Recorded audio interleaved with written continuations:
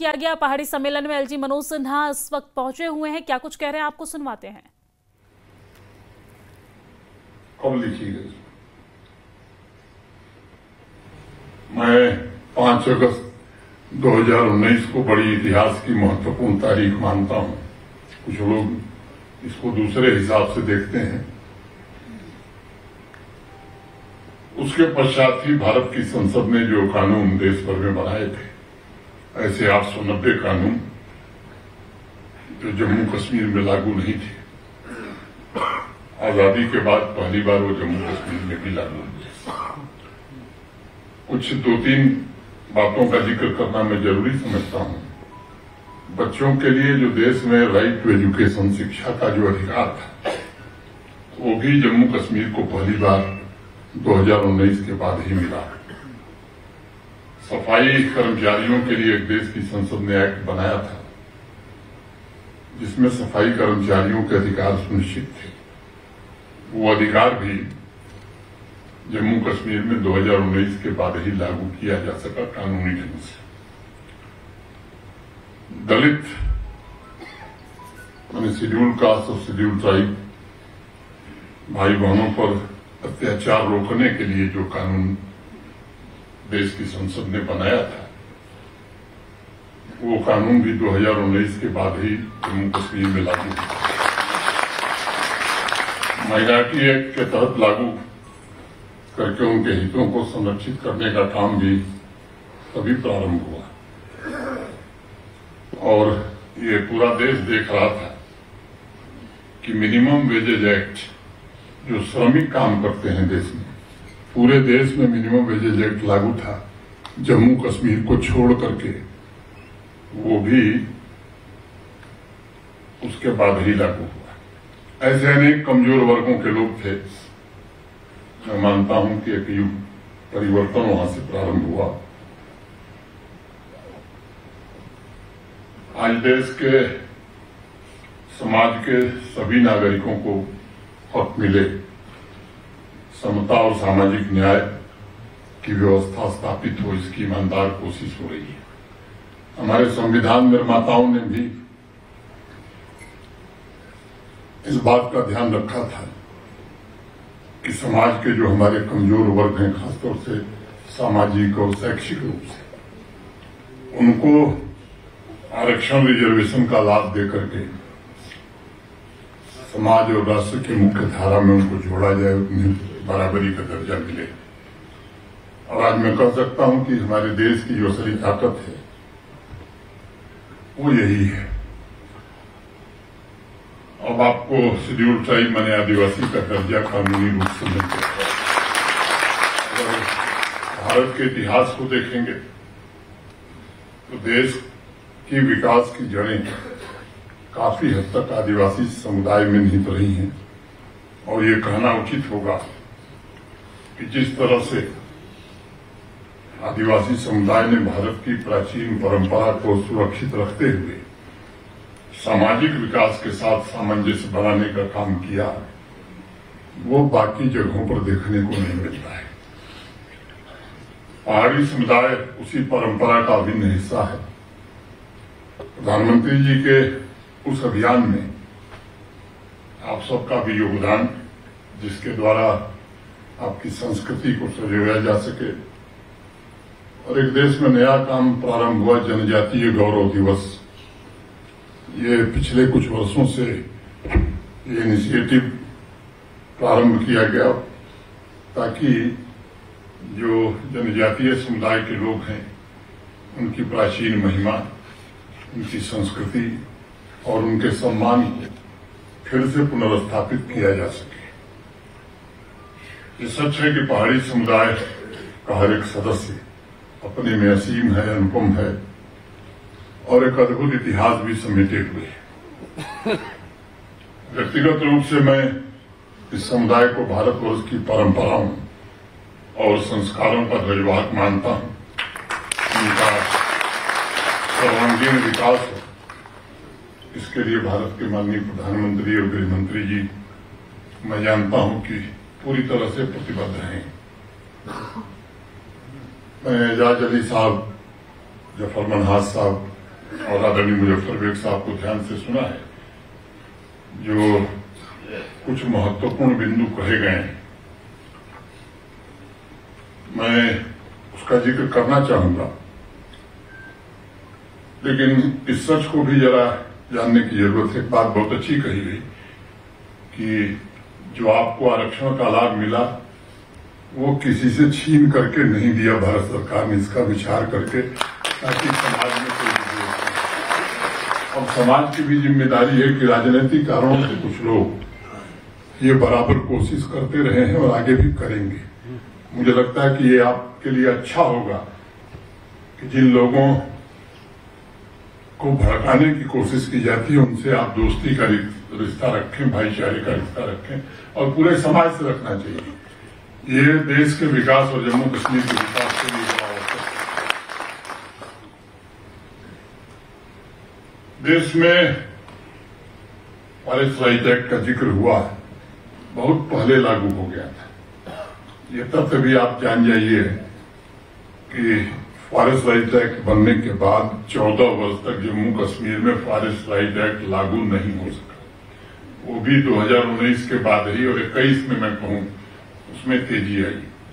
जल, जंगल और जमीन, ये जो आदिवासी समुदायों का अधिकार है, ये सुनिश्चित रहे, ये भारत सरकार की प्रतिबद्धता है।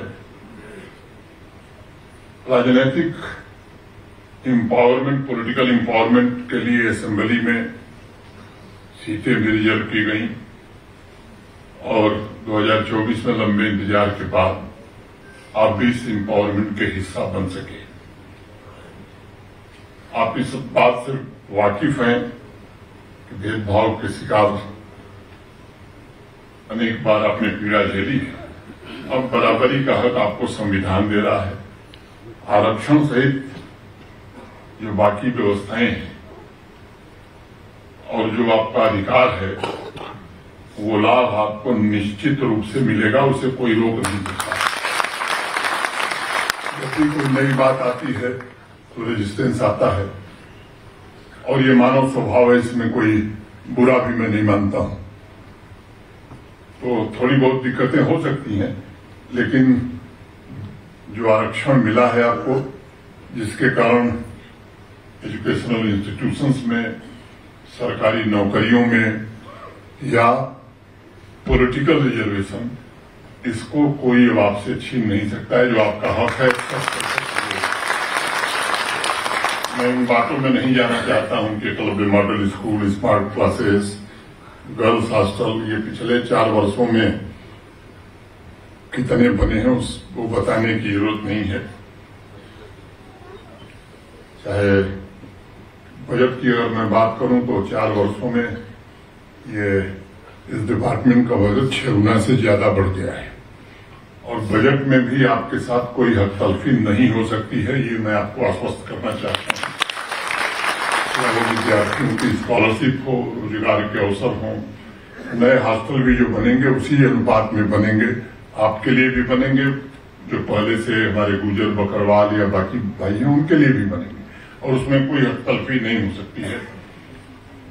बड़ी संख्या में, अमाउंट में भी, धनराशि में भी और संख्या में भी स्कॉलरशिप में बड़ी वृद्धि पिछले 4-5 वर्षों में हुई है। अनेक व्यक्तित्वों और संस्थाओं को पिछले दिनों अवार्ड भी मिला है। फॉरेस्ट राइट एक्ट के साथ साथ वन संपदा अधिकार एक योजना है, प्रधानमंत्री वन धन योजना, ये भी जम्मू कश्मीर में लागू है। इससे आपके परिवारों की आमदनी में इजाफा होता है, हो सकता है। सामाजिक और आर्थिक रूप से जो आदिवासी समुदाय की बहनें हैं, महिलाएं हैं, दोनों स्वरूपों में महत्वपूर्ण भूमिका उनकी भी रही है, और ऐसी महिलाओं को आर्थिक रूप से स्वतंत्र तथा सशक्त बनाने के लिए भारत सरकार ने 2022 में वन धन सेल्फ हेल्प ग्रुप की स्थापना करी थी। प्रधानमंत्री आदि आदर्श ग्राम योजना भी प्रारंभ जम्मू कश्मीर में हुई, और माइग्रेटरी आबादी का सर्वे हुआ है, और मैं आपको ये भरोसा दे सकता हूं कि आदि आदर्श गांव भी आपके लिए भी निश्चित रूप से जो आपका हक है उतने गांव और वैसा स्कॉलरशिप, जॉब्स ये सब जरूर मिलेंगे। अनेक कार्यक्रम, चाहे वो वोकेशनल ट्रेनिंग हो, सेल्फ एम्प्लॉयमेंट हो, अनेक कार्यक्रम चल रहे हैं। मैं उसमें समय नहीं जाया करना चाहता हूं, लेकिन आदिवासी समुदाय को अपने भाग्य की रचना स्वयं करने का सौभाग्य मिले, ये भारत सरकार की मंशा है। और मेरा विश्वास है कि सतत विकास और समावेशी समृद्धि का दृष्टिकोण ही आदिवासी समुदाय के उज्जवल भविष्य को आकार दे सकता है, सुनिश्चित कर सकता है। केंद्र सरकार की प्रतिबद्धता है ये, और आपकी समृद्धि और सशक्तिकरण ये उद्देश्य है। कुछ बातें कही गई हैं, पहाड़ी एडवाइजरी बोर्ड का पुनर्गठन, पहाड़ी समुदाय को मैनेजमेंट की जिम्मेदारी समाज कल्याण विभाग के बजाय आदिवासी कल्याण विभाग को देने, बेहतर hostel facility, forest site act, ये सब एक एक करके मैं बताऊं, मैं समझता हूं कि जरूरी नहीं है।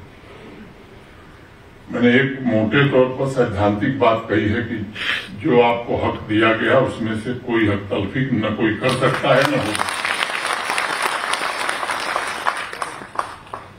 कुछ चीजें हमें खुद भी करनी होती हैं। मुझे लगता है कि टूरिज्म का बड़ा जिक्र हुआ, मैं 2-3 बात कहूंगा, किसी को बुरा लगे तो मैं क्षमा चाहूंगा।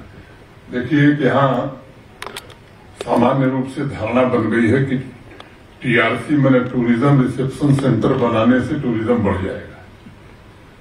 देश अब बदल गया है। देश जब आजाद हुआ था तो निजी क्षेत्रों के पास धन नहीं था और इसलिए सरकारें होटल भी बनाती थीं, सरकार स्टील भी बनाती थी, बहुत सारे काम ऐसी करती थी सरकार जो जरूरी था उस समय, देश की वो आवश्यकता थी। अब देश जहां पहुंच गया है, मुझे लगता है कि सरकार को इन सब कामों से बाहर जहां जहां सरकारें इनसे बाहर निकली हैं वहां विकास तेज गति से हुआ है। जहां सरकारें इन कामों में उलझी हुई हैं, मैं समझता हूं कि वहां विकास की गति मंद रही है। और एक जो माइंडसेट है, उस माइंडसेट से भी हमें निकलना होगा। इंफ्रास्ट्रक्चर बढ़िया बन जाए, हर जगह के लिए जाने आने की सुविधा अच्छी हो जाए, टेलीकॉम कनेक्टिविटी हो जाए, पावर उपलब्ध रहे। मैं समझता हूं कि सरकार को इन बातों पर ज्यादा फोकस करने की जरूरत है। और अगर हम इन टूरिज्म के सेक्टर को निजी क्षेत्र के लिए खोल दें, आप देख लीजिए देश में जहां भी टूरिज्म है, बड़ी संख्या में जहां टूरिस्ट जा रहे हैं, सरकारी हिसाब से मैं नहीं समझता हूं कि उस ऊंचाई को हम प्राप्त कर सकते हैं जिस ऊंचाई को निजी क्षेत्र के द्वारा हम प्राप्त कर सकते हैं। इसलिए हमें भी मानसिक रूप से इसके लिए तैयार रहना चाहिए और ये कोशिश करनी चाहिए, क्योंकि ये जो भाव है कि वो बाहर से आया है, ये भीतर का है। भाई भीतर का है, उसकी कैपेसिटी है तो वही बनावे। देश का है, ये मैं समझता हूं कि ये भाव अगर हम रखते हैं तो बहुत सारी चीजें ठीक की जा सकती हैं। जितनी भी ट्राइबल डिपार्टमेंट की योजनाएं हैं वो ठीक से चलें और आपके समुदाय को भी हर योजना का लाभ मिले, ये निश्चित रूप से जितना बताया गया है उसमें बहुत कुछ सच नहीं है, मैं भी जानता हूं, लेकिन हाँ कठिनाई है, ये भी मैं जानता हूं। उन कठिनाइयों को दूर करके ईमानदारी से इन लेटर एंड स्पिरिट वो इम्प्लीमेंट हो, ये जरूर सुनिश्चित किया जाएगा। और 100% सैचुरेशन जल्दी से जल्दी हो, क्योंकि आपको लंबा इंतजार करना पड़ा, इसकी व्यवस्था बनाई जाएगी। और एक बात मैं कहना चाहता हूं कि पूरा देश भगवान बिरसा मुंडा की 150वीं जयंती मना रहा है। आदिवासी समुदाय उन्हें देवता के रूप में पूजता है। आजादी के आंदोलन में जो उनका योगदान है या जिस तरह की कुर्बानी उन्होंने दी, मैं समझता हूं कि पूरा राष्ट्र उनके प्रति कृतज्ञ है। मैं उन्हें नमन करते हुए जम्मू कश्मीर के सभी आदिवासी समुदाय और नागरिकों से अपील करना चाहूंगा कि भारत के प्रधानमंत्री जी ने जो 10-11 वर्षों में देश को आज 11वीं बड़ी अर्थव्यवस्था से दुनिया की चौथी बड़ी अर्थव्यवस्था बनाई है, उसके कारण देश के 25 करोड़ लोग गरीबी रेखा के नीचे जो जीवन यापन करते थे वो उससे बाहर निकल करके एक खुशहाल जीवन व्यतीत कर रहे हैं। समाज कल्याण के भी ऐसे काम हुए हैं जो लंबे समय से नहीं हो सकते थे। मैं जानता हूं कि मनुष्य की जो आकांक्षा है वो बड़ी अनंत होती है, उसके सपने भी बड़े अनंत होते हैं। उन सपनों को पूरा करने के लिए सरकार जुटे ये आवश्यक होता है, लेकिन किसी न किसी मोड़ पर देश की आवाम को भी कुछ चीजें सोचने की जरूरत होती है जिससे हमारा वजूद है बनता है। जिस देश ने हमको सब कुछ दिया, जिस देश ने हमको आजीविका दी, इज्जत दी, सम्मान दिया, उस देश के लिए हमने क्या किया, ये प्रश्न हमें खुद से पूछने की जरूरत रहती है और हमें आत्मचिंतन करने की आवश्यकता रहती है। अपनी आकांक्षा पूरी करते हुए ये आवश्यक है किसी भी मनुष्य के लिए, किसी भी जिम्मेदार नागरिक के लिए, लेकिन हमारा योगदान क्या है ये भी हमें जरूर विचार करना चाहिए। अधिकार और कर्तव्य के बीच अगर हम संतुलन बैठा करके आगे बढ़ेंगे तो मुझे उम्मीद है कि जम्मू कश्मीर का, भारत का भी भला करेंगे, अपना भी, पहाड़ी समुदाय का भी भला करेंगे। सभी अधिकार निश्चित रूप से हम प्राप्त कर सकेंगे और जो एक संकल्प देश का है, आत्मनिर्भर भारत और विकसित भारत, उसमें भी योगदान दे सकेंगे। 2 मिनट में 2 बातें कहकर खत्म करूंगा। वो देश से या किसी जम्मू कश्मीर से ही संबंधित है। आजादी के बाद लंबे समय तक हमारी आर्थिक विकास दर वो नहीं थी, परिस्थितियां दूसरी थी, लेकिन 90-91 के बाद एक दौर आया, भारत की आर्थिक विकास दर में काफी वृद्धि हुई। इतनी बड़ी आबादी का देश, हमारी आवश्यकताएं क्या है?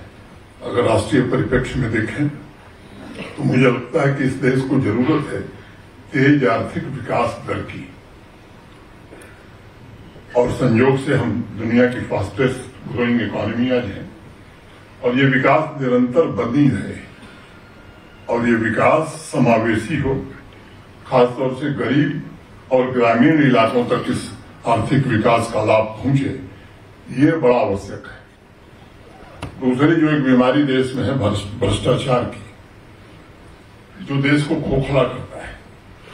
भगत सिंह पैदा होना चाहिए मेरे घर में नहीं, पड़ोसी के घर में, ये जो भाव है मैं समझता हूं ये दिक्कतें पैदा करता है।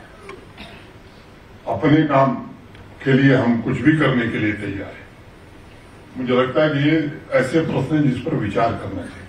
और एक तीसरा प्रश्न जो है वो है आतंकवाद। आतंकवाद देश के बाकी अनेक हिस्सों से सिमट गया है। नॉर्थ ईस्ट मोटा मोटी आतंकवाद वहां खत्म हो गया है। एक लेफ्ट विंग एक्सट्रीमिज्म, नक्सलवाद जिसे कहते थे, जो बड़ा सपना देखते थे कि नेपाल तक एक ग्रेड कॉरिडोर बना लेंगे, वो भी सिमट करके 1-2 जिलों तक रह गया। और मैं जो महसूस कर रहा हूं या जो भी इसका विश्लेषण कर रहा होगा या एनालाइज कर रहा होगा, वो इस बात मेरी राय से सहमत होगा कि आने वाले कुछ महीनों में ये जो लेफ्ट विंग एक्सट्रीमिज्म है, नक्सलवाद भी देश से समाप्त हो जाएगा। कर्नाटक और केरल का एक छोटा हिस्सा और जम्मू कश्मीर, विशेष रूप से जम्मू कश्मीर, ये आतंकवाद से लंबे समय से पीड़ित रहा। ये समाप्त हो, ये मैं समझता हूं कि बहुत ही अनिवार्य है, अपरिहार्य है। और इसके बिना अगर लोग सोचते हैं कि विकास हो सकता है, रोजगार मिल सकता है, तो मैं मानता हूं कि सबसे बड़ी बाधा है। सिक्योरिटी फोर्सेस, आर्मी, पुलिस ये अपना काम कर रहे हैं, प्रशासन के लोग भी अपना काम कर रहे हैं, लेकिन जम्मू कश्मीर के नागरिक के नाते हमारी अपनी भी जिम्मेदारी है। हम कोई ऐसा काम न करें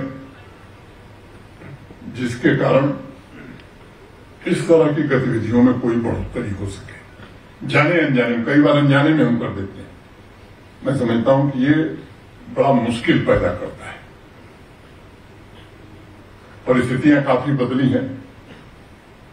अब स्ट्रीट वायलेंस माने पत्थरबाजी इतिहास की बात हो गई है। स्कूल, कॉलेज, बिजनेस सब कुछ देश के बाकी हिस्सों में जिस तरह से चल रहा है, यहां भी चल रहा है। जो भी बड़ी नामी तंजीमें हैं, उनका कोई बड़ा सरगना जिंदा नहीं है। अगर मैं आतंकवादियों की भर्ती की बात करूं तो लोकल रिक्रूटमेंट इस पूरे साल में 25 के सितंबर महीने बीतने जा रहे हैं, केवल एक हुआ है। अनेक पैरामीटर्स हैं जिन पर काफी हद तक सफलता मिली, लेकिन दुर्भाग्य से हम एक ऐसा पड़ोसी पा गए हैं, एक ऐसा पड़ोसी है जिसके पेट में बराबर दर्द होता है। कोई भी परिवार में बंटवारा होता है तो बंटवारे के बाद हर आदमी कोशिश करता है कि हम अपना घर बनाएं, अपने घर में कैसे समृद्धि आवे, इसकी कोशिश करें। 47 में बंटवारा हुआ, आजादी मिली, पाकिस्तान बना, और बंटवारे के तुरंत बाद अपना घर संभालने की जब बजाय उसने देश पर, जम्मू कश्मीर पर आक्रमण कर दिया। 4 प्रत्यक्ष युद्ध वो लड़ चुका है और युद्ध में हार चुका है। और ये बात उन लोगों को समझ में आ गया कि प्रत्यक्ष युद्ध में भारत से कभी जीत नहीं सकते, और इसलिए अप्रत्यक्ष युद्ध, और वो